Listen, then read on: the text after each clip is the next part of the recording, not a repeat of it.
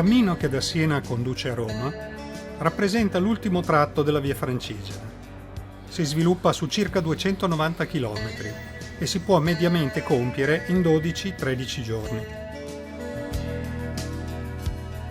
Partiamo dunque da Siena, uno dei centri storici medievali più belli e conosciuti d'Italia, e città a cui non occorrono presentazioni in quanto a ricchezza e fama dei monumenti. Ci prendiamo giusto il tempo di una passeggiata fra le sue strade, i vicoli e le piazze che accolgono chiese, edifici e palazzi testimoni di una storia secolare.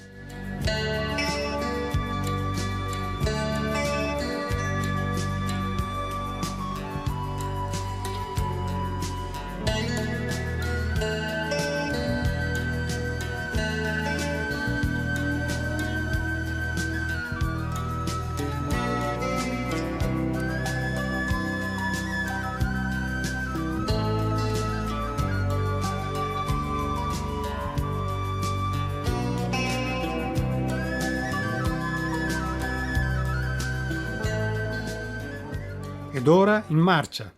Il paesaggio che attraverseremo sarà quello delle valli e delle colline toscane nella prima parte dell'itinerario e successivamente delle campagne e dei territori boscosi della Tuscia laziale. Superata la Porta Romana, la strada scende verso la periferia della città, iniziando a regalarci qualche primo scorcio di paesaggio rurale.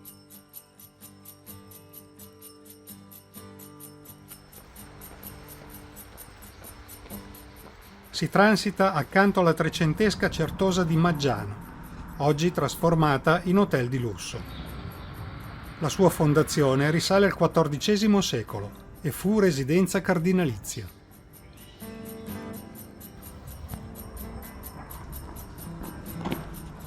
Proseguiamo ora addentrandoci nel paesaggio delle Crete Senesi, un particolare e spettacolare territorio costituito da un continuo susseguirsi di colline brulle e quasi completamente prive di alberi. Qui vi si coltiva prevalentemente grano. Nel primo autunno i terreni iniziano a presentare un aspetto di colore grigio, rivelandone l'origine argillosa mista a salgemma e gesso. Qui ci abito io, in quella vita di sotto lì c'è mio figliolo. Il figliolo. E ho due animali, ho due polli, capito? Tengo i polli, i piccioni, il cane. Cosa si coltiva qua? Qui c'era il grano e ora stavo buttato all'aria, si fa quest'anno viene il prato. Prato per bestiame, erba media, questa roba qui. Con l'ognino, trifoglio, tutta questa roba. Perché mi ha cambiato. Non è che tutti gli anni si può fare il grano. Certo. L'erba media è un impianto rende di più perché una volta fatto almeno 4 o 5 anni si regge su un va male la nascita che viene bene, dopo ci tagli l'erba che per 4 anni senza rifargli niente. Invece che il grano, girasoli, tutta roba io tu ha fatto tutti gli anni rinnovi.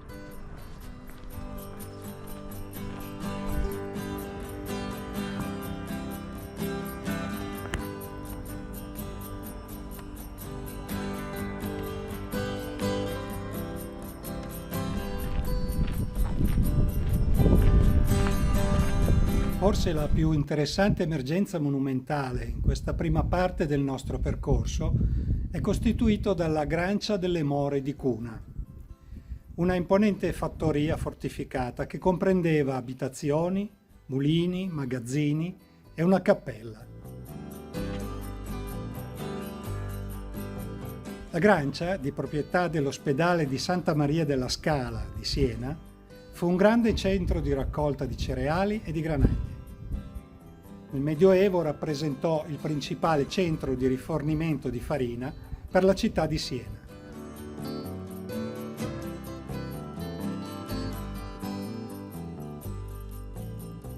Purtroppo questo imponente edificio versa oggi in uno stato assai precario. Il suo corpo principale è interamente puntellato da impalcature, atte ad evitare possibili crolli, e il tetto è addirittura ricoperto da grandi teloni impermeabili, che in qualche modo dovrebbero ridurre la penetrazione dell'acqua piovana all'interno. I lavori di restauro e risanamento, iniziati nel 2014, sono attualmente fermi.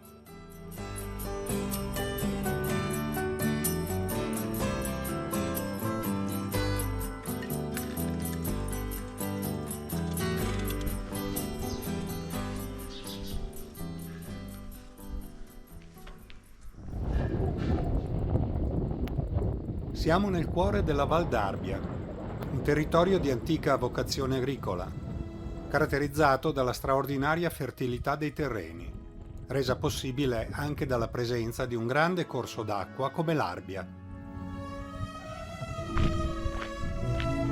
Sicuramente il tratto più ricorrente nel panorama che ci circonda è quello delle lunghe file di cipressi che bordano le colline, così che ai nostri occhi il paesaggio si trasforma in un immenso, magnifico pentagramma.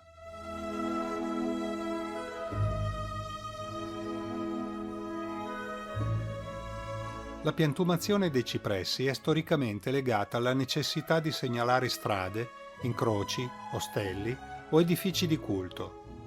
Per via della sua longevità, il cipresso è stato anche usato come segnale di confine tra fondi adiacenti. E l'usanza di collocare 2 cipressi all'ingresso di una proprietà è tuttora molto praticata.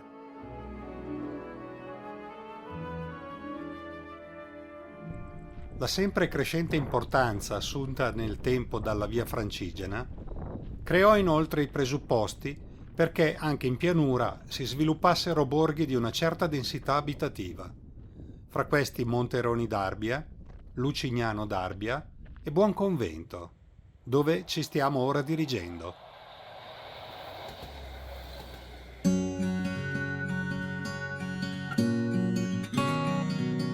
Arrivati a Buonconvento, transitiamo attraverso la monumentale Porta Senese, che ci introduce nel cuore medievale della cittadina. Buonconvento, a dispetto del suo nome, non vide mai sul suo territorio conventi, abbazie o monasteri di qualche rilievo. Comunità di buona gente. Sembra essere il suo significato più prossimo, ad indicare l'amenità e la fertilità delle campagne circostanti e quindi il buon vivere in tale luogo.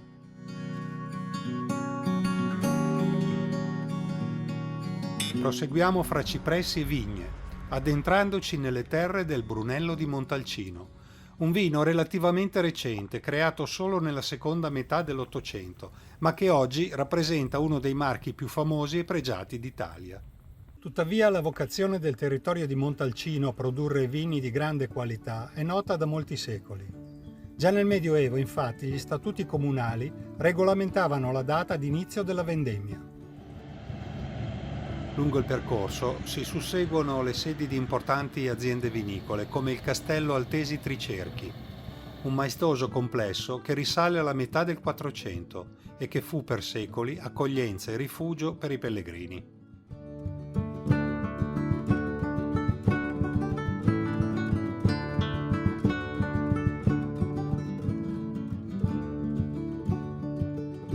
Anche noi ci fermiamo poco più avanti per un breve intermezzo.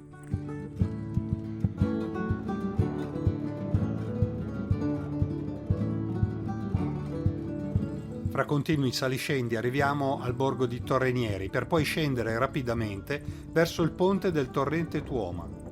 Da qui raggiungiamo infine San Quirico d'Orcia, su una strada che corre fra ampi appezzamenti coltivati ad ulivo. L'intero itinerario da noi percorso è molto ben indicato, nonostante i vari supporti segnaletici siano abbastanza eterogenei per tipologia e formato. Si incontrano insegne metalliche a fondo marrone, segnavia in vernice biancorossa, cippi stradali con la scritta VF e, localmente, altre fantasiose segnalazioni quali adesivi, scritte sui muri, targhe di vario genere.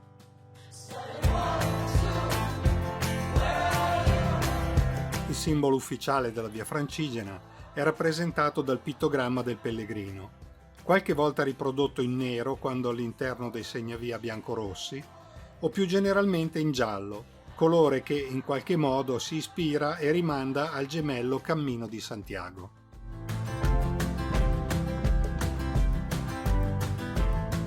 E come avviene sulla via per Santiago, anche sulla via Francigena l'accoglienza offerta ai pellegrini muniti di credenziale consiste in strutture e locali messi a disposizione da enti pubblici, privati o religiosi. Queste ultime in particolare sono accoglienze gestite da sacerdoti, suore o da volontari in ambienti parrocchiali o conventuali. Viene di norma richiesto un contributo o, in altri casi, una libera offerta.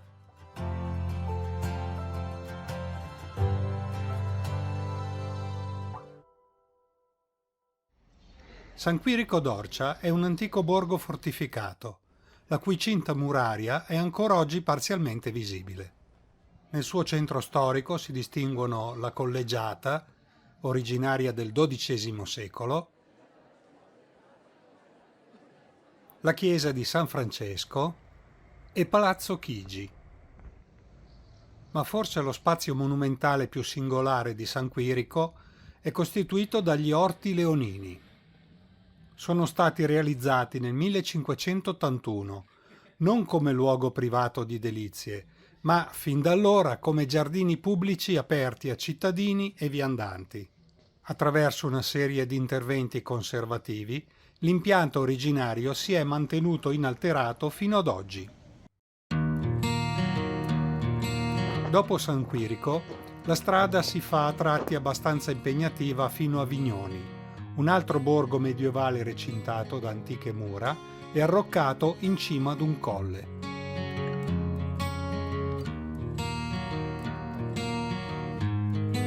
Siamo entrati nella Val d'Orcia, magnifica regione della Toscana meridionale, estesa fra la provincia di Siena a nord e quella di Grosseto ad ovest.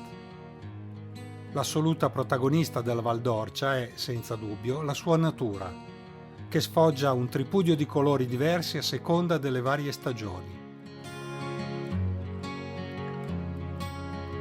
A Bagno Vignoni incontriamo una delle celebrità di questa parte del cammino, la grandiosa Piazza delle Sorgenti, un'enorme vasca rettangolare cinquecentesca colma della fumante acqua termale che sgorga da una falda sotterranea di origine vulcanica. Qui gli antichi pellegrini potevano immergersi per ritemprarsi dalle fatiche del cammino, un piacere purtroppo precluso a quelli moderni.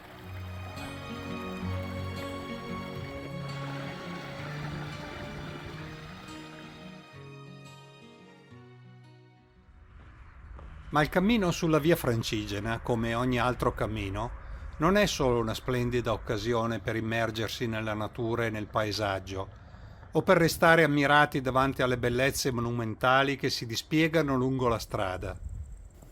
È anche il luogo di incontro con gli altri, con persone che magari vengono da lontano e con le quali poter condividere lunghi momenti di dialogo e di reciproca conoscenza.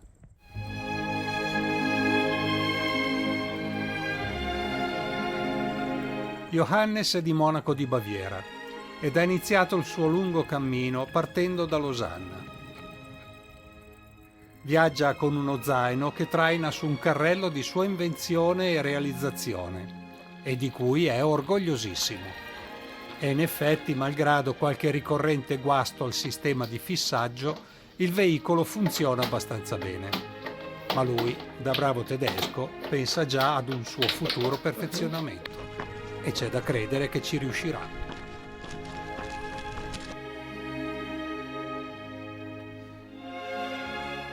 Sono Johannes Canzi, faccio la via Francigena la prima volta, sono di Monaco di Baviera, da professione sono insegnante di musica e di etica e sono pensionato. La mia motivazione di fare la via Francigena è ragione spirituali e ragione religiosa. Sono parto da Losanna in Svizzera. Sono andato da Aosta, Valle d'Aosta, Santia, Pavia, attraverso l'Apennin e sono andato sono andato a Massa, a Pietrasanta e a Lucca in Toscana. C'è una bella città e guarda i monumenti e le chiese e sono molto felice di essere qui.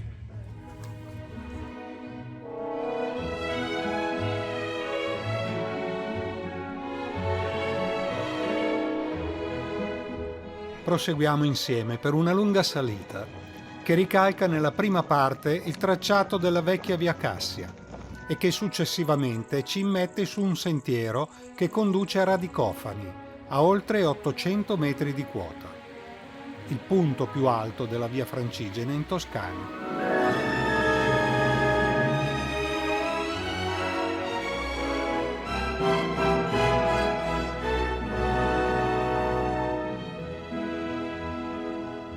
Il borgo, come tanti altri centri del territorio, è costituito da un tessuto urbano di impronta medievale, praticamente intatto.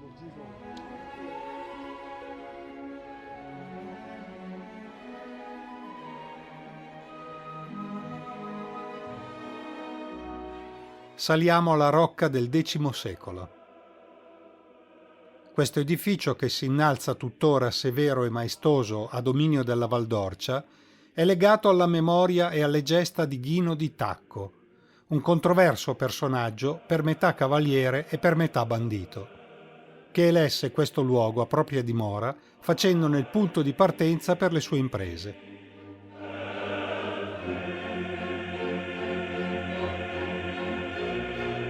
Ghino di Tacco a parte, il panorama che si gode da quassù è impagabile.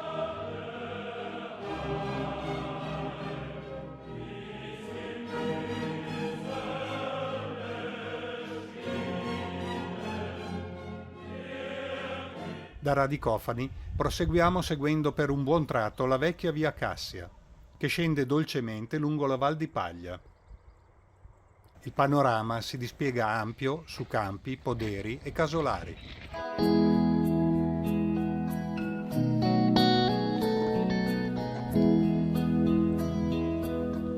Tipica presenza in questo territorio è quella dei calanchi, rilievi caratterizzati da profondi solchi paralleli originati dall'azione delle acque sulle rocce argillose.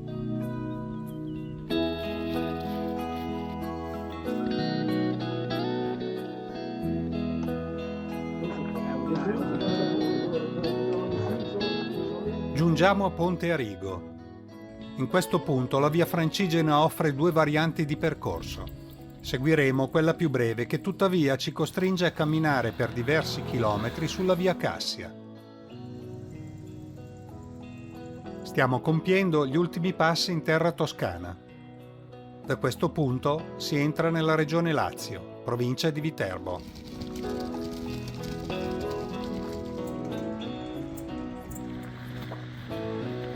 Transitiamo da Acqua Pendente ed arriviamo a San Lorenzo Nuovo.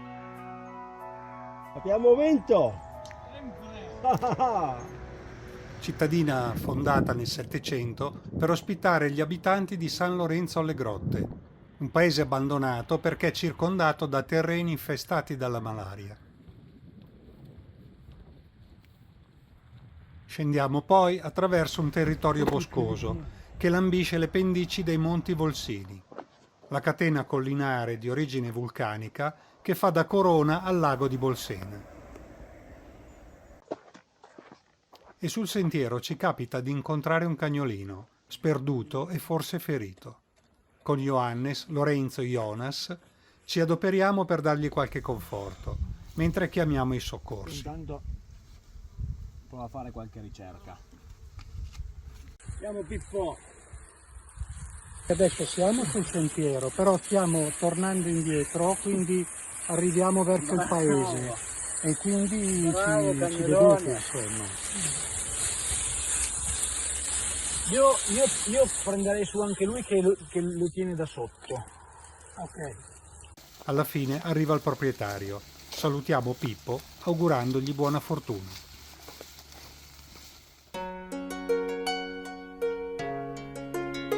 Il lago di Bolsena è il più esteso specchio d'acqua di origine vulcanica esistente in Europa. Ha una forma pressoché rotonda, tipica per sua natura.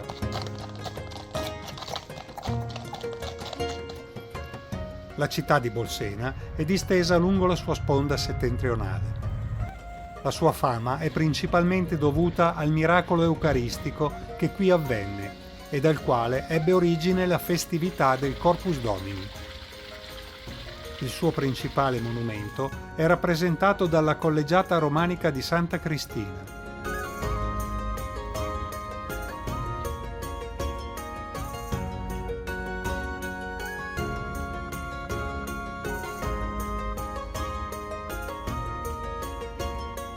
Ma l'intera parte alta di Bolsena, con le sue stradine, le piazzette, le palazzine nobiliari e le antiche case medievali, costituisce un complesso storico interessante e piacevolissimo da visitare.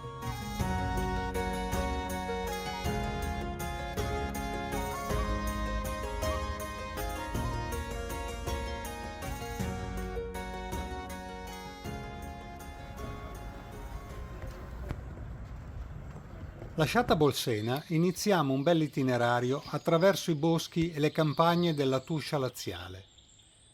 Un'area ricca di vegetazione floreale e acque sorgive e costellata da uliveti.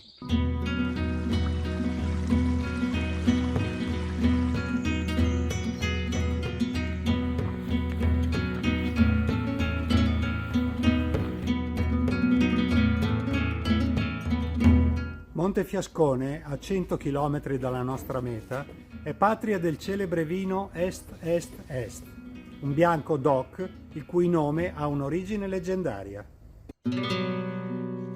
Si racconta infatti di un vescovo tedesco in viaggio attraverso l'Italia che, amante del buon vino, avesse mandato avanti il suo coppiere con l'ordine di segnalargli con la scritta Est quelle osterie e locande ove si trovava il miglior vino. Giunto a Montefiascone e assaggiato lo squisito vino locale, il coppiere triplicò addirittura la scritta Est, Est, Est. Finì che il vescovo, deliziato a sua volta dal vino di Montefiascone, ne bevve tanto da morirne. Ora è sepolto all'interno della locale chiesa di San Flaviano.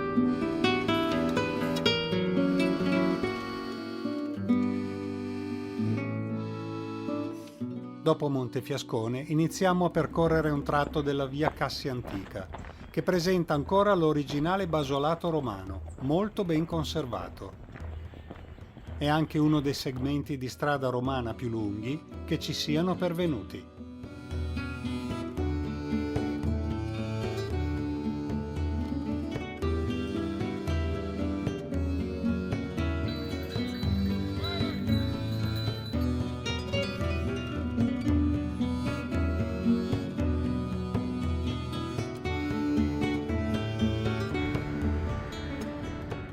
Arriviamo a Viterbo, il maggiore centro urbano che si incontra lungo il cammino fra Siena e Roma. Visitiamo il quartiere di San Pellegrino, che è il simbolo della Viterbo medievale, un tipico esempio di edilizia duecentesca, con torri, archi, vicoli e scalette. Un piccolo mondo pietrificato che sfocia nella scenografica piazza San Lorenzo, dove si affacciano la cattedrale e il Palazzo dei Papi, dimora pontificia nel corso del XIII secolo. E questo è il Palazzo dei Priori, in piazza del Plebiscito, sede del municipio. Il cortile interno, realizzato alla fine del Cinquecento, si apre su una bella veduta della città.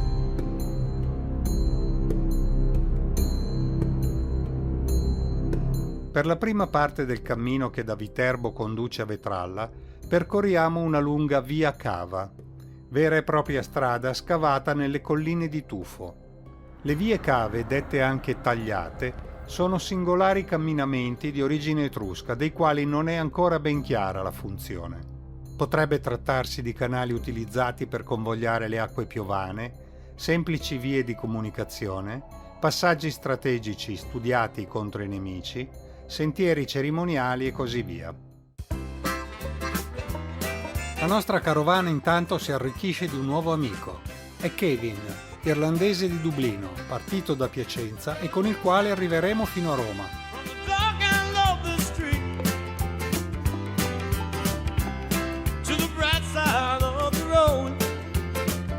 Attraversiamo ora un territorio dove si alternano grandi campi coltivati, sentieri, uliveti e piccole strade secondarie che ci portano a Vetralla. La città fu abitata sia dagli Etruschi che dai Romani. Nel suo centro storico reca un aspetto tipicamente medievale. È un luogo rinomato per la raccolta di funghi porcini e per la produzione di olio di alta qualità.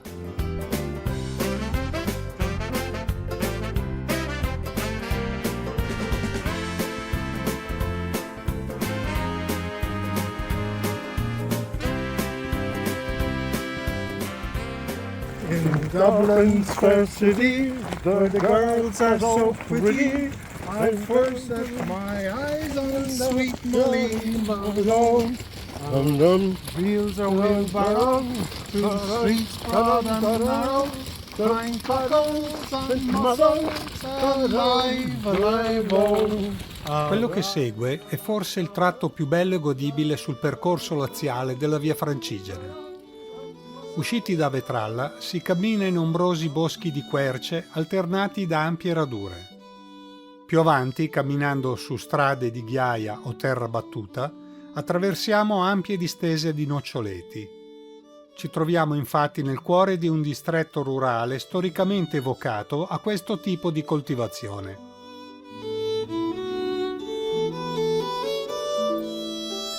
In lontananza iniziamo a vedere le torri d'Orlando, monumenti sepolcrali di epoca romana del I secolo a.C.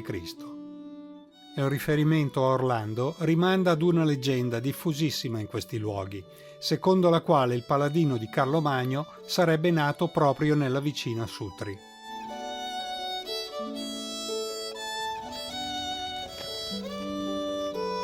E arriviamo a Capranica, passando per il suo centro storico, chiuso da due porte a poca distanza l'una dall'altra e disteso su una cresta tufacea a dominio del territorio sottostante.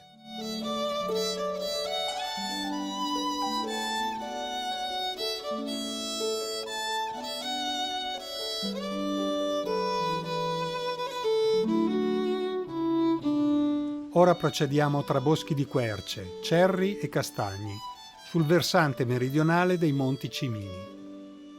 Una bellissima area verde che ci avvicina a Sutri, la nostra meta odierna. Questa piccola perla della Tuscia conserva ingenti testimonianze della sua origine etrusca, raccolte all'interno del parco archeologico ai piedi della rupe ove sorge il centro abitato. La necropoli raccoglie un consistente complesso di sepolture rupestri di età romana, 64 tombe posizionate su più livelli. Ed ecco l'anfiteatro romano, scavato nel tufo. Poteva contenere fino a 9.000 persone.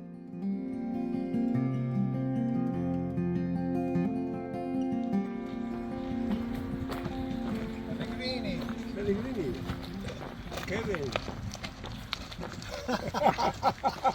Excellent. Oh, wonderful. Wonderful, yes. I have to take a photo. Oh, it's so cool. It's cool.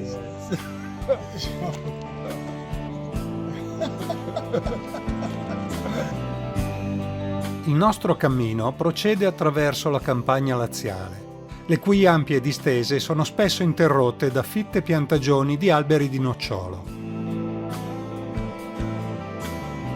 Arriviamo al Parco regionale Valle del Treia, un'area di notevole suggestione naturalistica, ove sorgono le cascate di Monte Gelato, pittoresche e molto frequentate.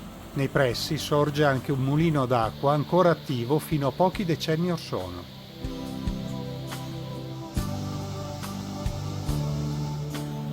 Lasciamo da qui la provincia di Viterbo ed entriamo nel territorio della città metropolitana di Roma Capitale, giungendo a Campagnano di Roma.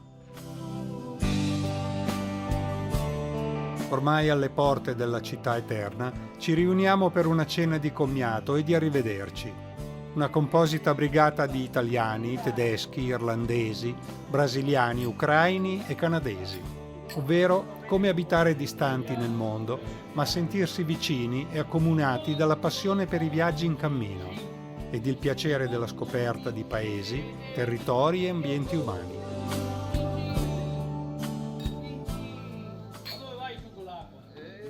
Dopo Campagnano di Roma attraversiamo Formello e successivamente Isola Farnese. Ci lasciamo quindi definitivamente alle spalle le campagne e i boschi della Tuscia. Gli ultimi chilometri che ci separano da Piazza San Pietro li percorriamo sui marciapiede della sterminata periferia romana, in una pigra mattina domenicale. Saliamo al parco di Monte Mario, da dove finalmente godiamo di una magnifica veduta su Roma. E infine scendiamo transitando lungo l'interminabile Viale Angelico, che ci conduce a Città del Vaticano, davanti alla maestà di Piazza San Pietro e alla magnificenza della Basilica. Si conclude qui il nostro viaggio sulla via Francigena fra Siena e Roma, un cammino a tratti anche impegnativo, ma che giorno dopo giorno ci ha sempre restituito motivo di meraviglia per le tante attrattive che ci ha riservato. Di paese in paese, di città in città, lungo strade e sentieri che ricorderemo a lungo.